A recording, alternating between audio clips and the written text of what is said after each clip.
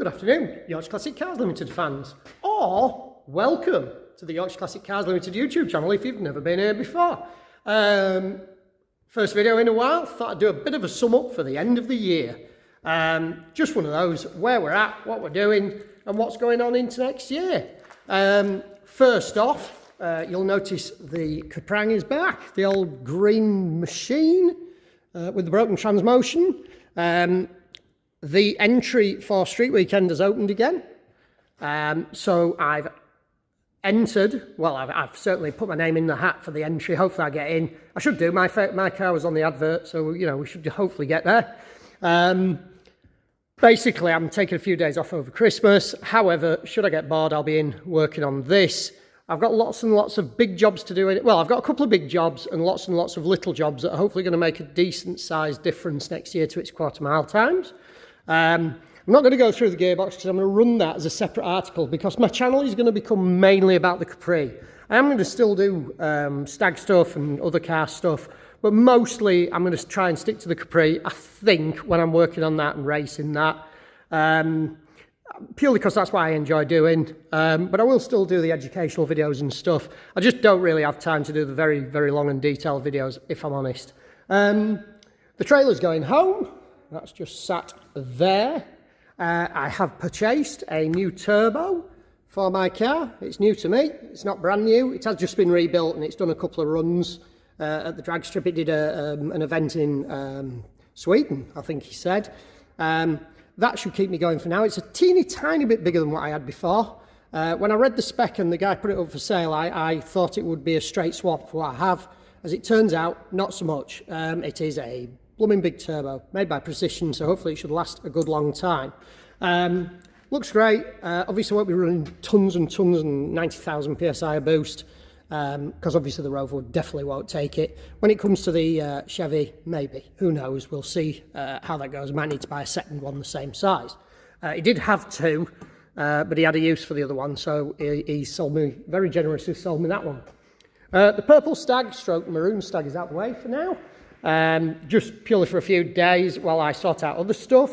The white stag is still here. The clutch decided to spew all its fluid out, and I've found out now what was wrong with it. I was going to order a slave cylinder because I assumed that's what it was, but to be fair, I put new ones on that 6 years ago, and to be quite honest with you, it hasn't been a car that's been stood in a corner, so I was surprised that the slave cylinder had gone, and usually the master cylinder are both worn out at the same time. So I had a quick look from where it was leaking fluid, and it turns out that the braided hose had rubbed through there. I think the engine was earthing through it, which is a long story that I'm not going to go into. But either way, I've got a new pipe. I just need to bob that on and go through the hateful task of bleeding the clutch in a stag. In fact, I may actually video that because there's a little trick I discovered years ago that makes it significantly easier. Excuse the rubbish. That's got to go probably today, maybe tomorrow. The petrol is for the yellow stag, which is outside. It's going for a test drive, probably tomorrow morning now, actually, but the weather is beautiful, and I've been waiting for beautiful weather, but as you can see, there she is, all washed up again, clean as a whistle, and basically finished. Hopefully, nothing goes pear-shaped when I do my test drive. And we'll be good to go. It runs, it drives. I've driven it around the yard. It seems to drive perfectly. I've left it stood there now just to see if anything drips or leaks out of it, but it all looks good to me. So that's basically that for this winter. I spoke to the chap with the Porsche, so that's going to appear. That'll be appearing on the YouTube channel. He's perfectly happy with that. So that's starting in January. This will be done probably tomorrow, to be fair.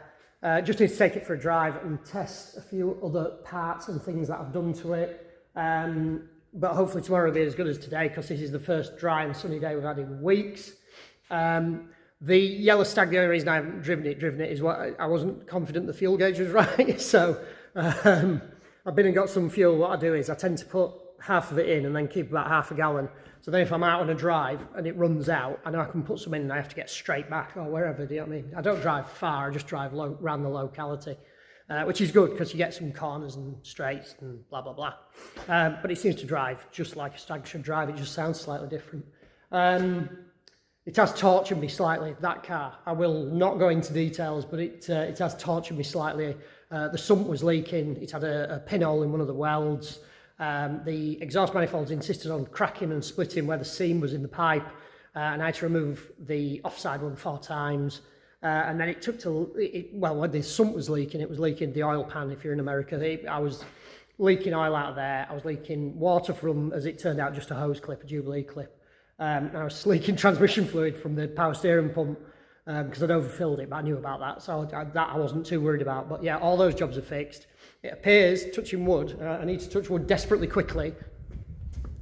Touch wood, it appears to be oil tight, watertight and fluid tight, so the transmission is not leaking or anything like that. So, and it selects gears. I have driven it on the ramp, which I know you're not supposed to do, but I've been through all 3 gears at a heady 30 mile an hour or whatever it was. It changes gear lovely. Everything seems to work lovely. I just need to make sure the carb is working right out on the road. So the air filter fits under the bonnet, which is a little load off my mind, if I'm really desperately honest.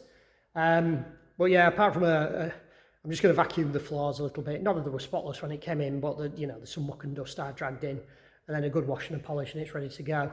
The maroon Stag, I'll be back on with that in January. As soon as the parts I'm doing on that are done. As I say, this one will probably be done, all being well, and again, touching wood, excuse me, superstition, ridiculous, but necessary for some idiots, me being one of them.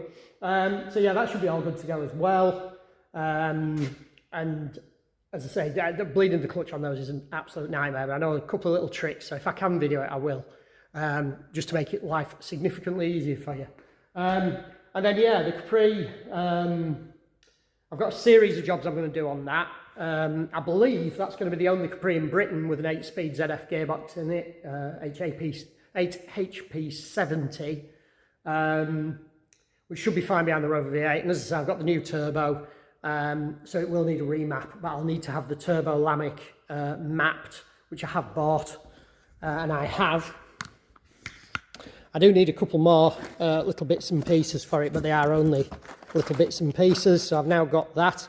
I don't do all this Black Friday rubbish, but those came up about £200 cheaper, so if you've got to buy it anyway, may as well buy it.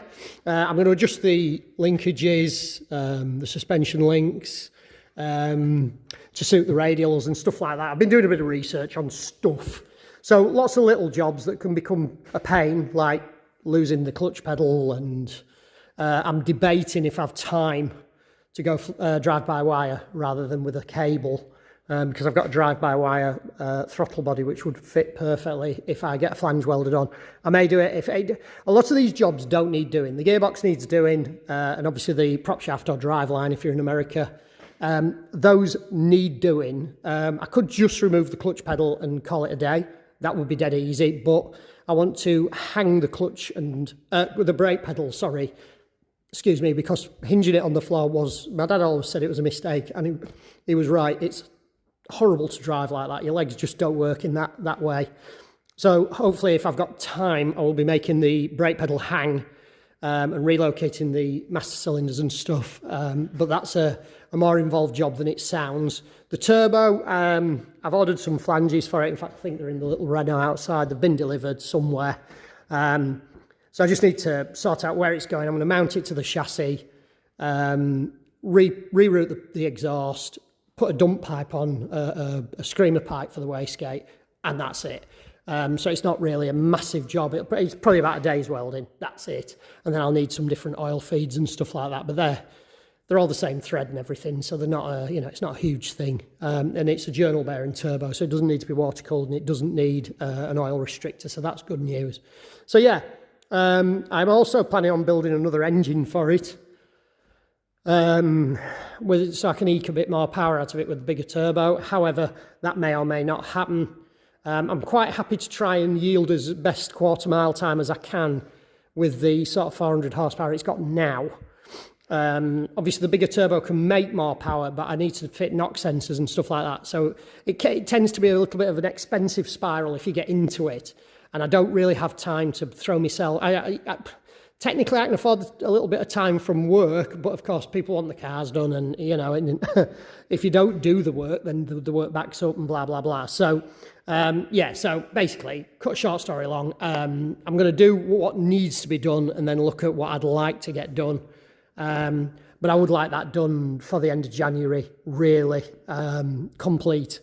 And then, you know, it's all ready to rock and roll for the April, beginning of the season. I can shake it down a little bit this year and get a few runs on her, and a few drives out without having to try and do it all the night before we set off to street weekend. But overall, I'm chuffed to bits with the car. You know, I had some concerns about it when I was building it. However, those were elated and alleviated when I started driving it. It drives lovely, it goes lovely, and I love it. So, you know, that's all I can ask for. So have a happy Christmas, or whatever it is you celebrate. I celebrate Christmas, so it's just Christmas. But have a happy December and a happy New Year, and yeah, live it large. See you in the new year. Enjoy.